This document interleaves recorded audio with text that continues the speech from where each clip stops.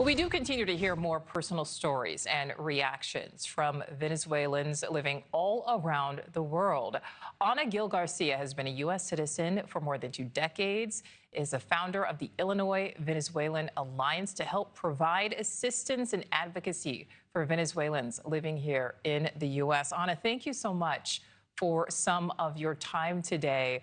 Such major news happening over the weekend. What is your reaction to Maduro being here in the U.S., appearing in a federal courtroom today? And then what was your reaction to his capture on Saturday? Well, I think my reaction was, at the beginning, was joy, definitely. I think that we've been waiting for so long, Venezuelans, just to see Maduro and the entire regime to be removed. And I think it was that type of, mixed feelings later when we realized that even though Maduro and his wife were removed, it's too premature, just to celebrate or to talk about a healthy future in Venezuela when we saw the developments later that happened during the day. And I know, Ana, that many members of your family are still there in Venezuela. That includes your son. What are your family and friends telling you?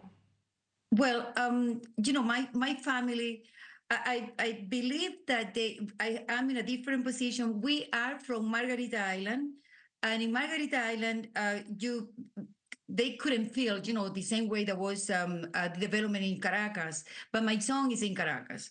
And we were a little bit worried about, the proximity of the bombing. But right now, really what we worry about is the colectivos. Those are the paramilitaries that has been armed for many, many years by the Maduro regime, and they are now on the streets. And they are, taking away people, and they are just harming people. So really, we need to be very careful about right now what is going on in Venezuela, because it's not really the best place to be right now. It's not a peaceful place, and we are hoping for the best. What do you think happens next, Ana, and what needs to happen from your perspective? Well, definitely, we have a legitimate president and vice president. We have Maria Corina Machado. We have Edmundo Gonzalez. They should be the transition team right now.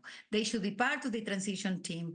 And that's exactly what we are looking into, just the respect for the legitimacy of the Edmundo Gonzalez and Maria Corina Machado, that they gain our vote. 70% of the population voted for them a year ago. And that is what we want. We want the return to democracy, but we want really them to be the leaders of the new Venezuela. And we haven't really heard a lot of details coming from the Trump administration. Does that concern you? Yeah, definitely. That concerned me yesterday, when I watching the news and the discourse of President Trump, there was more, very, very little talk about democracy and a lot of talk about oil.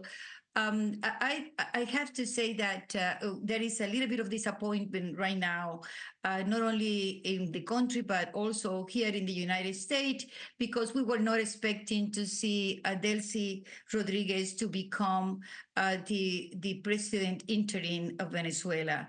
She's part of the regime. She's part of the destruction of the country. She is responsible for what, 8 million people outside the country. And it's very hard to believe that what we see right now is the renewal, actually, of the Chavismo in power. And that is unfortunate.